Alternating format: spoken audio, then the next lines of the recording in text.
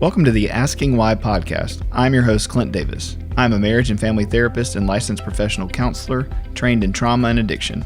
The Asking Why podcast is for anyone on a journey of healing and restoration. If you are searching for answers to life's questions and want to learn more about root causes from a psychological and theological mix, this show is for you.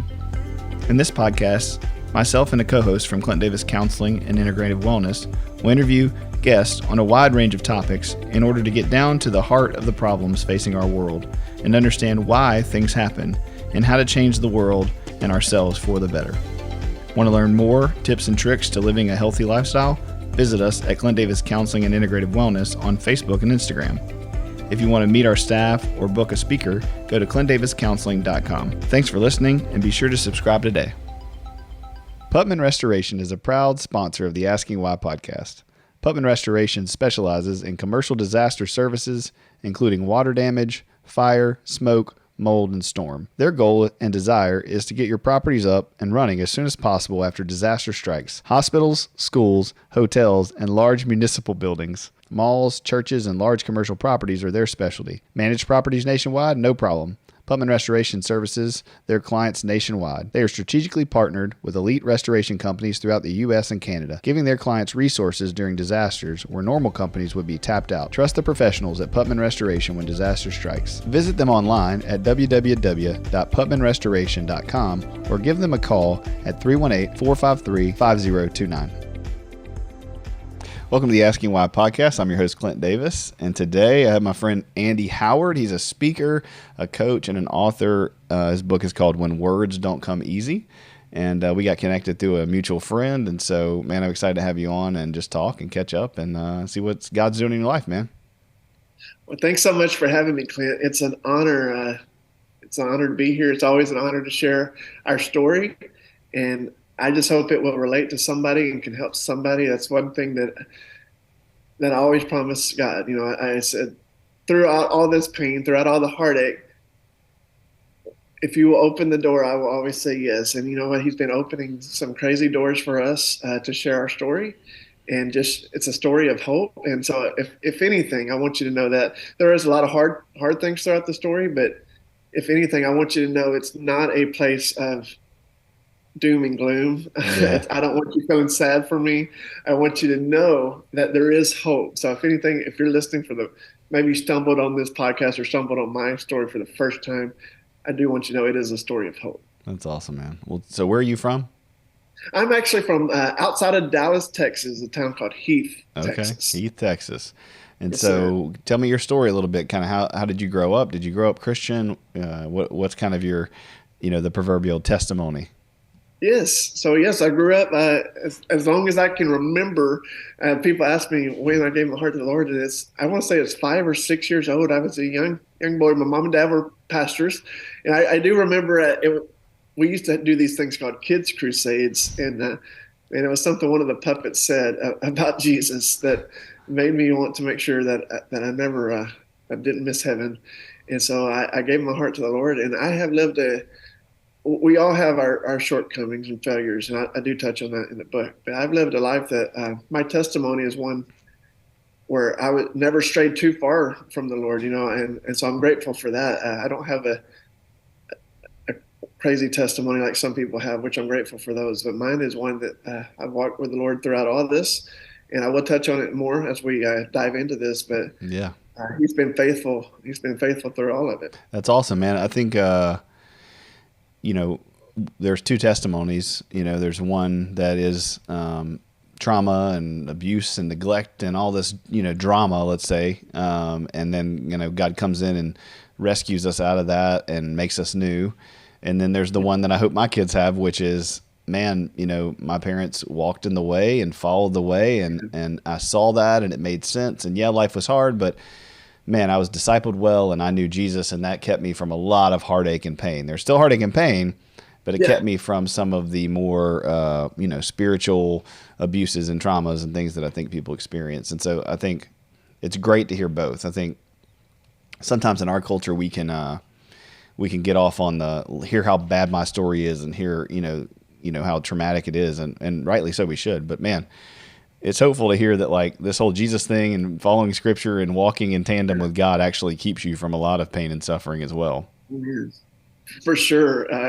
It's almost like guardrails Oh yeah. on a Bumpers. mountain or yeah, anything, just keeping you on the straight and narrow, and so many people view it as restrictions maybe, or the things you don't get to do. I've heard people describe it that way, but for me, I feel like it's a safety net. It's something that keeps me grounded, keeps me closer to the Lord, which is what we all want, man. Yeah, it's funny that people say that. They're like, whether religion or Christianity specifically, they're like so restrictive and so like keeps you locked down. It's like, okay, so it's restrictive to not steal, to not murder, to not cheat on your spouse, to not covet other people's stuff, to like all these Sounds things horrible. are things that if you do are going to go real bad.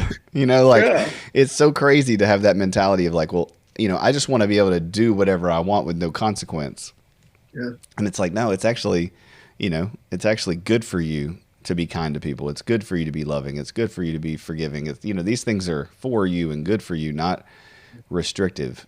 And it just speaks to the sin in our hearts and our nature and our desire for more. So, yeah. It's true, man. We're all born that way, though. We're born into a sinful world. So we're born with this desire, right? To seek these things. But I think the closer you get with the Lord and the closer you seek him, the more of him you want. That's right. And he has made, it's almost, even I can relate to it as coming from a food addiction side, from being very unhealthy at one time in my life. But what I found, because all those things, man, they're all good, right? These cravings for fried food or whatever that's not healthy. Once you start eating healthy, at first, for me, I never liked vegetables. I was a meat and potatoes guy or whatever, but the more I ate and started eating healthy, I started craving healthier things. Mm-hmm. And the way I started changing my habits, I started craving these things. It was weird. I was like, what do you mean I want cauliflower or something, whatever, you name it. So it is wild how, and it's the same thing spiritually. As you break away from those things, it's not easy. It doesn't always happen overnight. I've heard stories where it has, where people have dropped, major habits overnight because they had this really cool God moment experience. Mm-hmm. But mostly it happens taking the journey one step at a time and seeking more of God. That's good, man. Yeah. I think Matt Chandler calls it like the silver bullet, situations where it's just that one pop and it's dead. When most of us, that's not the case. And we'll struggle until eternity, until Christ restores this whole thing. And I think that's an important thing for people to hear, and hear from Christianity is like, the expectation is not for all of your bad behaviors to be gone. Right. Yeah. And we hear that from like the old is gone, the new has come. And we use that scripture and it's like, well, that's true in God's eyes. His view of us is new and holy and set aside and loved and pure as he sees us. That doesn't mean that's our behavior in our heart totally, because then what would Christ come to restore? And so it's like, it's that balance that I try to live in, and reminding myself, like, because Satan will get in there and be beating me up about something. I'm like, nah, dude, like, you're not supposed to be perfect. Like, you're not supposed to be sinless. Your sin just no longer has any power over you when it comes to salvation and God's view of you. So anyway. Yeah, and it's paid for. That's right. So it's paid for. So, and I think as Christians, a lot of us, and I know there's some that are much better than myself, that they get it on the first try, but a lot of us, we are like, when we get forgiven, or say you're a brand new Christian, okay, and God has forgiven our sin, it's so easy to look from that day all the way to the past and say, oh, thank you, Jesus, you forgave it. But then it's like, oh man, I messed up. Mm-hmm. Here it goes. And so it's hard to, so then it's like, now I've done messed up everything. God's not limited by time. Right. He's not in some capsule where it's, oh, now I can't forgive you because I forgave you that one time, but now you've done messed up too far than I can reach. But I think we cheapen the cross and we cheapen what the sacrifice. And I'm not giving you a license to sin here. I hope you understand that too. But I think we cheapen grace and how beautiful it is when we do it that way and think, well, now I've done it. This time, I know you forgave me in the past, but this time it's too much. But, we talk about that all the time. I have a couple guys, we're writing a book about discipleship, and And, we're having some pretty heavy conversations in the book about like American church and just culture and these words that we say. And it's funny because you just kind of said it, but it's, when you talk about grace, the immediate response from a lot of people is, oh, I'm not giving you a license to, and it's like, we call that like a no crap line. It's like one of those things where it's like, yeah, like somebody always shouts that out. Well, you're talking about grace or God's mercy, you're forgiven. And people are like, well, don't forget you're a sinner. And it's like, well, yeah, that's true. We're talking about this thing over here though, and you gotta realize that so much of script, not you, but the proverbial you, like people have to realize that so much of scripture is two truths at the same time. And you talk about predestination versus, free will. It's like there are just as many verses in scripture that cover both.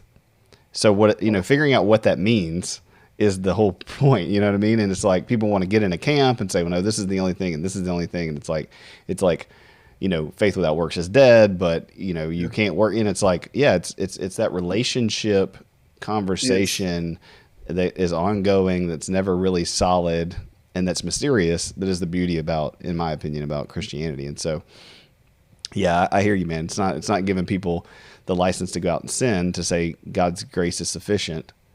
But I think if you're recognizing God's grace is sufficient, you're not even thinking in that way anyway. No, that's true. It's more of the mindset, right? Mm-hmm. Yeah, it's the heart posture. Not that we've all sinned, we've all fallen short of the glory of God, and we'll continue. None of us are perfect, right? Right. But if somebody's like, oh yeah, I can do whatever I want because God forgave me, then they're missing the point in the first place. I don't think that mindset. Yeah. Exactly. Okay, well, let's get into kind of your story and tell me kind of what came about the book and how did you become a speaker and all this stuff, man. Well, thanks so much, man. So I'm I guess evangelist now, or I travel more. I was a youth pastor for 20 years. Okay. Almost the last 3 years or so. I did. Bless your heart, man. Yes. Yeah, man. I loved it. I felt called when I was a junior in high school. I felt called to youth ministry, and I did. And I loved every minute of it. But there were some hard days, bro. Yeah, I'm sure, man. Well, I mean, I see a lot of youth pastors, and you guys are like the salt of the earth because you get so little support, typically, not from all churches, but, it's like, go work with this really hard, really difficult population that's going to be our future, but we're not going to give you very many resources. And we're also, we're not going to pay you. Yeah. It's all good. But, and I never got in it for the money. I will say that up front. It was never about the calling, but it is, you're right. So I was working bivocationally to do it, and I was honored to do it. So this just picks up very well where we're at. When my wife and I were about 5 years into our marriage, we had a baby girl named Peyton. She's 15 now. Okay. Just celebrated Shout that. out to Peyton. About a week ago, she turned 15. And you know what? She was 9 months old. We knew there was something wrong. They had labeled her failure to thrive. Uh-huh. They didn't know exactly what was wrong, but just one test after another. And she kept passing test after test, like with her heart, with even her vision. And I don't even know how they do that at that age, but just this technology, it was incredible. Mm-hmm. So just one thing after another, she kept passing. Even with Mom and I, we both had to get blood work and labs done. They thought it might have been something genetically and just so much, but no one could find out what was wrong. Till 9 months old, they did an MRI of her brain. And I will never forget, Tiff and I walked in to meet the chief neurologist of Dallas Children's Medical Center, a massive children's hospital here, one of the best in the world. And he walks in with a box of Kleenexes, which is never good. No. He says there's really no easy way to tell you this. Your daughter has 10% brain function. It will never get any better. She will never be able to walk, never be able to talk, without the Lord intervening. If she does talk in a very small vocabulary of 150 words or less, she'll never be able to use her hands to pick up a pencil, like something with fine detail. She might be able to use her arms to hug a pillow or to hug you. In her vision, she's legally blind, which simply means like if she was driving down the road, she could see a tree, she could see the brown and the green, but she would never see the detail of the bark of the tree or the detail of the leaves. And so I was around that point that I can't remember anything else that was said. He kind of sounded like Charlie Brown's teacher to me. Just Wah, it wah, was just wah, wah. fading into the background, Yep. and I just grabbed Tiff's hand, and we tried to make it, that long walk through the hallway, tried to make it to the car before we just lost it, because it's a very public place, and just were so torn up. But I said something that day to her, and I said, I'm going to, being a good dad, I thought just felt like the right thing to say. I'm going to beat down the doors of heaven until she's healed. I was going to claim her healing every single day. Mm. And I did. I did that. So I drove an hour and one way to work. So I thought there's nothing better to do than I'm just going to use this time to pray to God. And somewhere along the way, I don't remember exactly when, but somewhere along the way, those honest, sincere prayers turned into bitter, why me prayers. And that's when I found out later that I had started my depression, my battle with depression. And so that happened then. And it was about 4 years that I battled that, maintaining, I was still a youth pastor. I would put a smile on my face. And you know what? God still used me, Of course, during that time. It was wild. I would see, kids responding to altar calls, and even, other people's prayers getting answered and things. So it was just crazy seeing that part of it, which almost hurt even more, feeling unseen. Yeah. But that was that part. But I can go on more. Or do you have any questions about this part of No, the journey? keep going, man. Yeah, I mean, I can get on all kinds of tangents, but Yeah. so what happened? So moving forward, started telling friends. I told my wife, let me get a drink real quick. I'm so sorry. No, you're good, man. Started telling my wife first. She knew something wasn't right. She knows me better than anyone, and I just wasn't happy, man. It was getting harder and harder to get out of bed, to keep doing things. I felt very betrayed, I guess, of lack of a better word. I'm Yeah. like, God, if you owe anybody a favor, Right. it's me. I mean, I was serving people for peanuts, and again, it was never about the money, but I was trying my best to be obedient. And as far as my knowledge, I lived a pretty good life, right? A pretty clean life. Tried to stay on the straight and narrow. Not perfect by any means, but this was just my thinking at Yeah, that definitely. time, from a blinded point of view. And we took a trip with some friends that were also pastors on the staff with us there. They were our Latino pastors. They pastored the Spanish church there, and really good friends of ours. And so we went to Gulf Shores, Alabama. This was kind of the height of my depression. I thought that at Now, this was your point, wife pregnant at this point still? Is this this was post. okay? So this was we haven't. Now we do have twins now, but at the time we just had Peyton. Okay. And so we took Peyton with us, and just still the height of my depression. Thought get away a little bit, maybe change of scenery. So we're in Gulf Shores, Alabama, just a beautiful area. We had rented a condo together. Still didn't have much money, but we had made it work together. And so this is the very last day. I mean, that whole week I spent.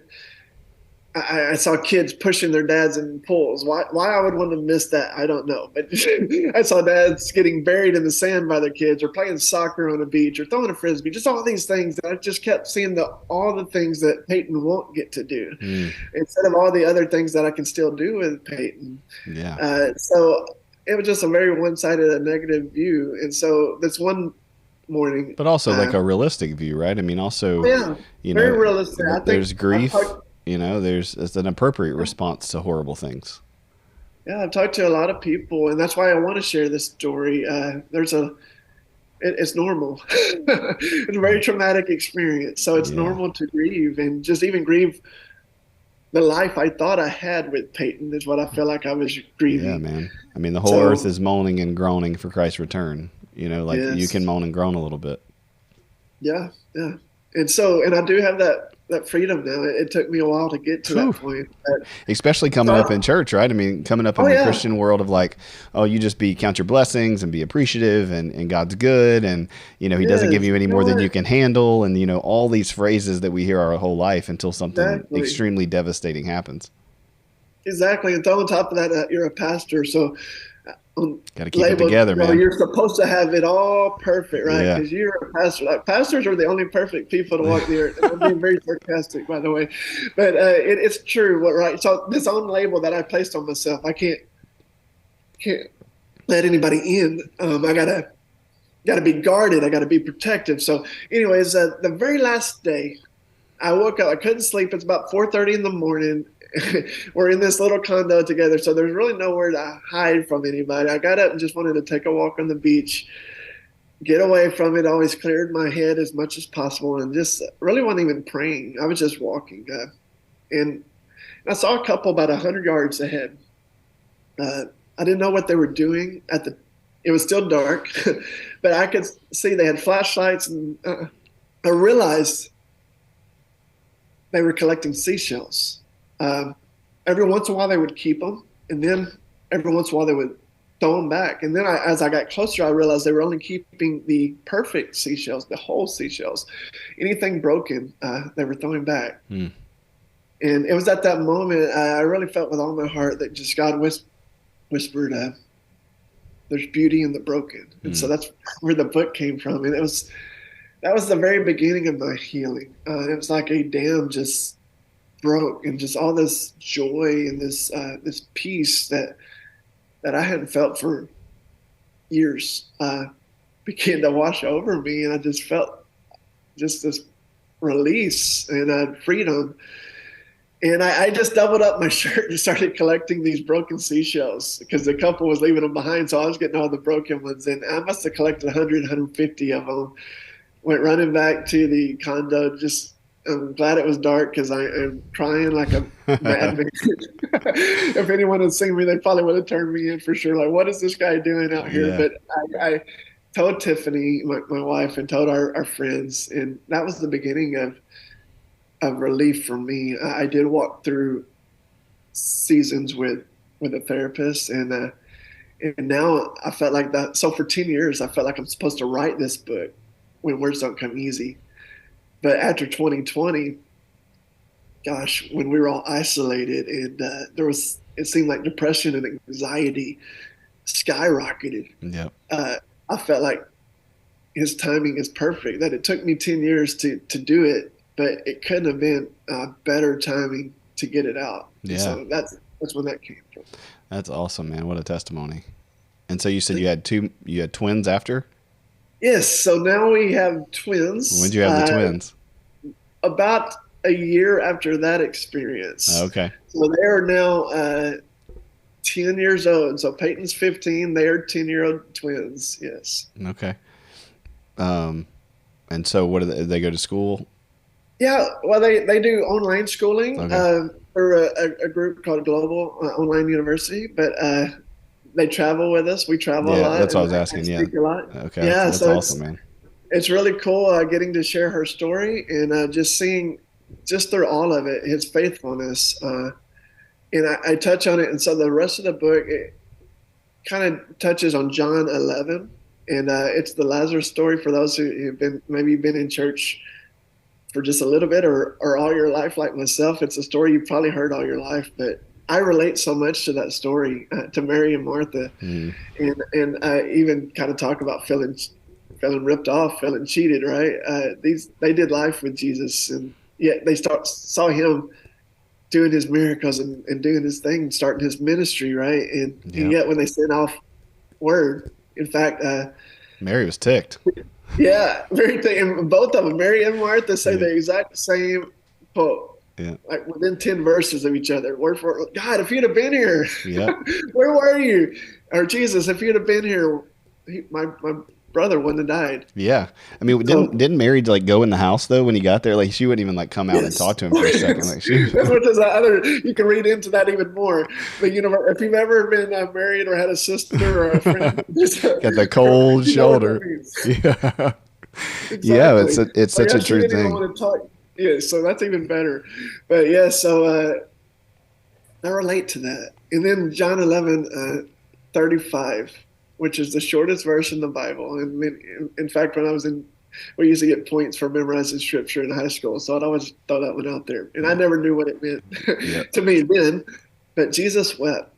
And here's Jesus who told his disciples, in fact, if you go all the way back to the beginning of that chapter, he tells them, hey, I'm glad I wasn't there so I can, prove God's glory. And he knew exactly, he's God, right? He knew exactly why he was going there and what he was about to do.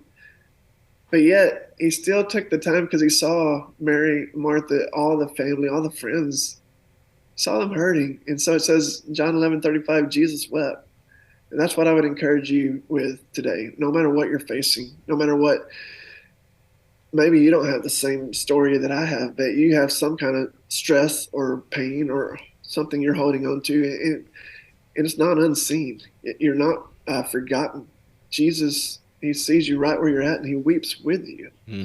So then he goes on after that to call Lazarus forward and to raise him. Yeah. And even taking it full circle, our worship pastor a few months back, his name's Zachary, and he paused worship one Sunday morning and he said, hey, my name's Zachary. It just simply means God remembers. That's what his name means. And I was like, oh, that's pretty cool. God remembers. He says, no, God remembers. And then he says, God remembers. God puts back together again. And to take it full circle for me, because I felt broken. And I know I saw the shells that were broken, but God remembers you. He knows exactly where you're at, exactly what you're facing, what you're going through. It's not happening to you, it's happening for you. And I can see that now. I didn't see it going through the storm, but looking back, all the things in my life that almost killed me, God has used to radically bless our life. It's been crazy. I was 345 pounds at one time in my life. What? Yeah, yes. And so what for me, that's crazy. If you would tell me that I would be used to help people lose weight. So my wife and I, we have a health coaching business as well. If you were to tell me we would be helping people lose weight, I would have laughed at you. And then even with my depression on my darkest day, and I was never, I will say there was never a plan for suicide. I never went that far. But if you would have asked me, do I want to live like this? I would have said, no, man. I would have prayed that God would take me home. That's where, that's just being honest. Didn't want to. And now God is helping me share our story to help people with depression and anxiety and all the things that come with that. So even finances, our finances, we were so broke, bro. We were so broke month to month. And now God has blessed us to even lead teams of people and help with their finances as well. So he very much has a sense of humor. I just see all the things that I thought there was no hope in, he is using. And so that's what my prayer for you would be. You don't know what's around the corner, so just don't give up because God remembers you. Yeah, that's good, man. It's a good word for y'all out there that's listening who are struggling or dealing with something. I posted something this morning. It said, for my personal page, it said, if you're hanging on by a thread, make sure it's the hem of his garment. Come on. And it was like, the same kind of idea, like, whatever we're struggling with, whatever we're dealing with, like, make sure you're hanging on to the right thing. The one who the one who knows you the best and loves you the most. And that's what's crazy about grace is like, he knows me the best. He knows all the things that I, all of the deep rooted sin, broken thoughts, processes, issues, traumas, and yet he loves me more than anybody else. That's wild. And that's what truly being known is about, right? And when we tell our stories like you're doing today and we share our testimonies of what God's done, Scripture says to boast in our weaknesses.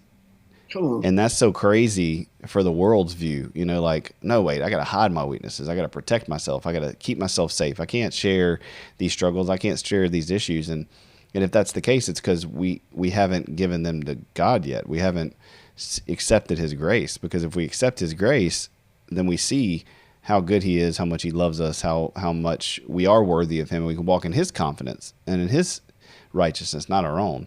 And so, man, I'm just encouraged by your story, and I know there's a lot more in the book, and I hope people pick it up. And if you're listening, grab a copy. I'm sure it's on Amazon website and all that stuff. Yes, it's on. If you go to andyhoward.com, that'd be the easiest way. You can find all three. But yes, Amazon, Audible, Kindle. anywhere like that. It's better to buy it from your site though, right? Yeah, well, I think the link does send it to Amazon. Oh, okay. Cool. Either way is good. All right. Yeah, I'll get people to check that out. Yeah. So, what what's your wife? Your wife helps with the all the stuff that you got going on. She's the kind of the mastermind behind the health business. She lost a ton of weight herself. She was 317 pounds. Wow. And now, so she lost 200 pounds. And so, anyways, yeah, it's the very thing that almost killed us. We used to make jokes about it, man. Not on purpose. I think it was the cover up that. The pain, yeah. The pain, yeah. For me, that was my vice, was food. So I turned to that. And so many, I never, I know this is a touchy subject. It's one of the Christian. I never dabbled with alcohol or drugs, anything like that. But my vice, which was just as unhealthy when you get to my size, was food. Yeah, man. It was comfort, man. Bro, it's so true, though. I mean, that's the world of church, right? It's like you can, and again, I say this with all kindness to people who struggle with food, but from a church perspective, you can be a 300-pound pastor and it's fine, but don't struggle with alcohol. Don't struggle with porn. Don't struggle with, like you need to step down, you need to get out of here. You need to walk away. Like you're not, it's like, but the obesity situation and the food situation, the sugar situation is a huge problem. And again, all of that is symptomatic, food, drugs, sex, all those things are symptomatic of a heart problem. But it's so like, good, but we don't, when we're judging sin and we're saying this thing is more grotesque or this thing is more awful, but we're ignoring these other things, it's mind blowing. It's the same thing when it comes to like LGBTQ stuff or homosexuality or whatever. People will do sermons on that, or they will have a conference on that, and yet at the same, and those need to be talked about and addressed, people that are Christians and have a perspective, like that's the right thing to talk about. But when you haven't talked about heterosexual sin, right? When you haven't talked about divorce, unhealthy divorce and unjust divorce, and you're doing a sermon or a series that affects 5% of your entire congregation, but you're not doing the sermon series that affects 95% of your congregation, what are we doing? But that's what we do. And especially with food, it's all easy for us to run to Cane's this afternoon or get an ice cream or, get up in the, drink 17 glasses of coffee throughout the day. Yeah. But don't you struggle with sexual sin, and don't you struggle with financial sin, and don't you do these things. And so, man, I'm proud of you for showing that, like, man, it's about health overall. It's about that heart posture. It's about, and when you give that to Christ, man, he does incredible things. Well, just like Lazarus, you get to come out of the grave clothes, right? You get to shed off. Man, yeah. I make dad jokes all the time, but I always say Lazarus was he was in a dark place. He was at a dead end. Nice. But no, look at him. Look at him getting called for, and God takes you at your worst when it looks like you, in all seriousness, when it looks like there is no hope, right? Yeah. That's the end of the line. There's no hope for Lazarus. He's died. To human standpoint, it's over, right? Yeah, man. He's still the I love that song. I think it's I can't remember the band, but it's he's still the resurrection. And it's such a true thing. Like Jesus is still resurrecting people, and it may not look like water to wine. It could be the silver bullet, crazy miracle, arm comes back, cancer goes away, whatever. But a lot of times it's in the relational world of like marriages restored, addictions recovered, and it's over time, and it's with a lot of work and a lot of steps and a lot of faith. But man, a little bit of good can outweigh a lot of bad. I see that all the time with people in my office, people coming in with things they've been dealing with for 15 years, families that have, abandoned them and betrayed them and hurt them for years. And they come in a rough spot with a hard marriage or a difficult situation or addiction or depression or anxiety or whatever. And man, in just a little bit of connective time and a little bit of therapy in a year or so, they look like an entirely new person. And it's that relational piece that we have to remember. It's that community piece. Like we need each other. We need, we need people to have our back and to remind us of what's true and to walk with us through this stuff. And that's when we get to the other side of it. Just like Scripture says, Jesus walks through the valley of the shadow of death, right, with us. Yeah, we're never alone. No, man, and we're not building tents there. We're not living there. We're not camping out in the valley. We're walking through it. Yes. And so I mean, we, that's good, bro. And at the same time, we were never promised or never meant to live on the mountaintops either. I do think God allows those God winks for us so that we can, I don't know, see what's next or see what's ahead. yeah, But there's no I, trees up there on the top. it's true. There's There's no no growth. growth. No. That's what, and I say that a lot. The growth comes in the valley. So Oh, it I do sucks thank though. God for, yes, it sucks going through it. I thank God looking back. I do thank Him for just for the hard times. Looking at the spin on it is there is beauty in the broken. So that's tied throughout the whole book. And that just simply means for me is finding the positive in the negative. Yeah. And we're all broken, no matter what. We're broken people. One, start from the very beginning, what we've already kind of talked about, but we're all broken. Yeah. But all the growth comes in the valleys or the hard times in your life. If everything was perfect, you probably wouldn't grow much at all. I don't know. I haven't put numbers behind it, but I think more growth comes through the negative than the good things. Yeah, definitely. I mean, I think what for the average listener, at least, what has to be said, in my opinion, is two things. One, God doesn't cause those things, though. You know, Right. He's not sending evil upon us and brokenness upon us in order to teach us a lesson. Yes. Satan is doing that, and God is then using it for our good, right? It's like God's not neutral. He has two choices. He can do nothing with the things that Satan breaks and sin breaks, or he can do good with it. And so he does good with it. And the other thing I was thinking was like, even though the growth comes there, right, and that these difficult struggles and the storms and the things in Scripture that Jesus uses as analogies to say, listen, I'm with you in this. I might not stop. Like, there's two stories about the storm, right? One, he stops the storm, Yeah. and he's like, why are you guys freaking out?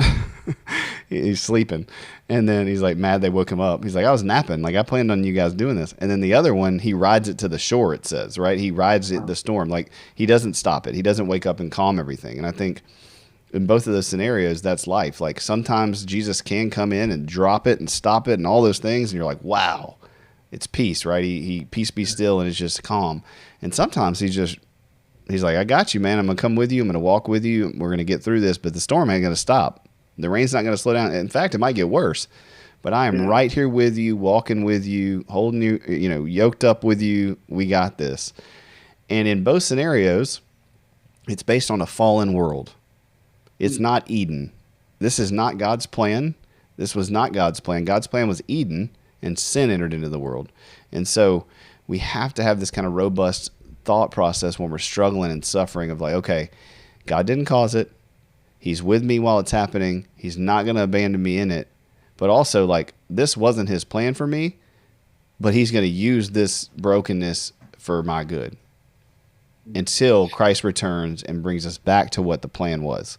And I think, you don't learn any of that until you suffer and walk through it, right? That idea for me is like personal stories of like all of that, like depression, anxiety, PTSD. I mean, those are all things that I've struggled with and suffered through. And, I've had a season the last 4 years of just anxiety still, and it'll come up every once in a while and just hit me out of nowhere, or OCD, intrusive thoughts. And, I'm still working through that stuff. And it's gotten better. I did a news thing on, I think it was Monday, I don't remember.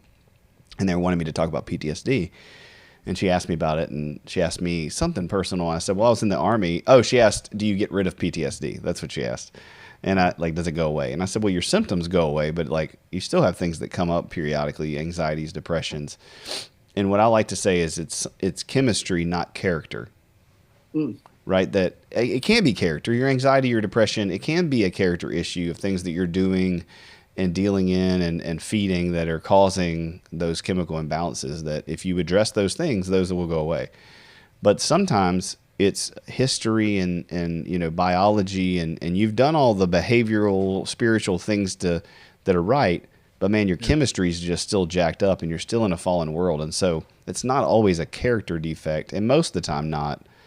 And I think that's something that the church really, that you said that I think is beautiful, is like, the church has got to get behind that, man. Like pastors are going to have depression. They're going to have anxiety. They're going to have struggles with lust. That is Maybe more than it. yeah, man, especially in the system. Dealing with people is hard. It just, and it's not, and we love people, right? Pastors, I speak of people, they wouldn't pastor if they didn't love people, but you're getting in the middle of everybody's burden. And so you can't help but take on more stress, and then just the other stuff that people don't see that pastors deal with. It is a lot. But yeah, I would agree with you. Even with therapy, it was another thing that I don't know, frowned upon may not be the right word, but it was just never talked about for sure. Definitely a stigma. Yes, yeah. And so for me, it was huge. And so just what you're talking about chemically, God placed knowledge in these good doctors and therapists, and maybe that's what you need to get through it. And of course, pray about it and seek wisdom there. Yeah. But for me, there was a time, and now looking back, and so that's what, because I'm not a therapist. I'll be very honest with people because sometimes they hear my story and they come running to me. And you do have to seek, professional help, someone who can help. I'll gladly pray with them and do my best to help. But there comes a time when it's okay to seek professional help. And my therapist said to me, which was huge because I never thought about it that way, but she said, I always love people who are trying to make themselves better. I love hanging out with friends who are trying to make themselves better. Why wouldn't you want to try to make yourself better? Like if you had a broken arm, you'd have no problem. Hey, let's go to the doctor and get it fixed. There's nothing wrong with that, right? And yet when it comes to this, maybe it's a guy thing. I don't know. Maybe it's just, I don't know. But we don't like to open up, and we don't like to seek help in that area of our life. Oh, but, yeah, man. Okay. Well, we want to be known, but we don't want to be known. Yeah. We want to be known by people, just our good stuff though. Yes. And if we're not wrestling with God and accepting grace on a daily basis, if we're not letting the Holy Spirit guide everything, and the counselor counsel us and speak to us and the helper help us, then man, we want to be God. We want people to see us as good and righteous and holy on our own. It's like if my wife questions something simple and I get offended, it's like, well, I want you to think I'm a good dad, and I want you to always think that I'm amazing. It's like, but sometimes I'm not. Yeah. Sometimes I struggle. That doesn't mean that I want her to think my worth and value is less. Right. But I want to be able to say, well, by the grace of God, I'm a good dad. By the grace of God, I'm a good husband. By the grace of God, I'm a good therapist. Without that, I'm none of that. But man, inside, that's really not what my flesh wants. My flesh wants all the credit, that's, I think if we can just be honest about that and have humility in that, then it breaks us free of the little hidden places that Satan gets in there and twist it up, Yeah, for sure. I love that. I follow Pastor Morris. We used to attend, South Lake for a while, but it's about an hour from where we're located.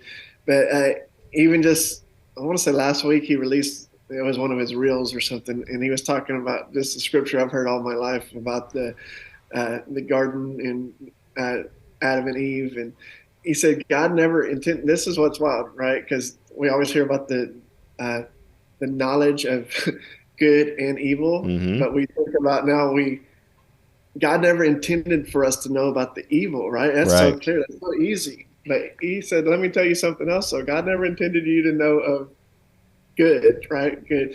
And I think we always focus on the evil side of it, but then in our head now, we are constantly, because we know what good is, we put our own label of that. What if I don't know, hit this rank in my company, or if I get this promotion, or if I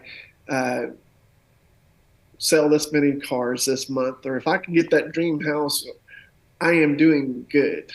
Yeah. I am doing good. And so we put, and God never intended, so all these. That's great, man. Labels. I've never heard that put that way. That's a great, I like that. Oh, it's powerful, man. So because you think about it, we put so much stress on ourselves, beating ourselves up, trying to live up to good. Yep. When he loves us exactly how we are and who we are. Yep. And so we should just put our hope in that, knowing that he knows us. Well, not all good. Yeah. Not all good things are God things. I say that all the time. Like, and for my own self, because there's a lot of people that, and for you too, man, be encouraged. Like, there's a lot of good things that people want you to come do and say and speak. And if you do all of them, you can be burned out and exhausted, right? And so not all good things are God things. So that's a beautiful way of thinking about that. Yeah, it's like it's the tree of the knowledge of good and evil, and both of those things we didn't need. We needed to trust God and His sovereignty and His goodness, right? And His godness, not our ideas of good. And that's beautiful. One of the things, just bringing up the Garden of Good and Evil, or the Garden of Eden, and that we were talking about something the other day, and I can't remember who said it, but we were talking about why. Oh, I was teaching my kids, and then me and somebody else were talking about. They were asking me, like, why did Adam and Eve have to leave the garden? And one of the similar thing, like everybody always says, because they sinned. And so they had to be separated from God because they sinned. And it's like, yeah, that's true. That's part of it. But the other part is that He says, I don't want them to eat from the tree of life. Right? And so He didn't want them in their sinful state to eat from the tree of life and be eternal in their sinful state. Wow. So even kicking them out of the garden, right? Even separating Himself from them was so there would be an opportunity for redemption. Man. That's wild. Like, that is wild. And He says it, and we miss that all the time. It's like, okay, you got to go, because if you eat, like He tells the other, beings that are with Him, like if He eats, they're going to be like us. Remember that part? Yeah. And he's not talking. He's not talking just to the Trinity, right? He's talking to the angels and the heavenly host, and these things that are in Eden. And He's saying, man, they're going to be eternal like us, but they're going to be stuck in this sinful state if they do that. And so they had to leave so that Christ could come and redeem and restore all things and make that. And man, I'm like, whew. Like even that twist, because so many times we read, Old Testament and Genesis and these stories, and we go, God was so severe, and He, and it's like, no, man, He was still gracious. Like He was always God and being gracious and extending grace, and all of those motives were for us to be able to be with Him. It's incredible. It is, man. Well, look, dude, I appreciate your story and your time. I hope we can connect in the future. We're going to put your stuff on the podcast, and I'll post it out and tag your book, and I hope people get it and read it and hear your testimony, because it's one that's beautiful. And I think the incredible thing is how God uses people like you and your family to, make beauty from ashes, like I'm sure the book says plenty of times. And so thank you for being vulnerable. Thank you for being a man of God that is willing to take the risk. And look, I'm finishing up a book right now, and so I know how hard it is to write, and the time and the energy and the painstaking things that go with it. So thank you for putting that out, man, and thank you for just being who you are.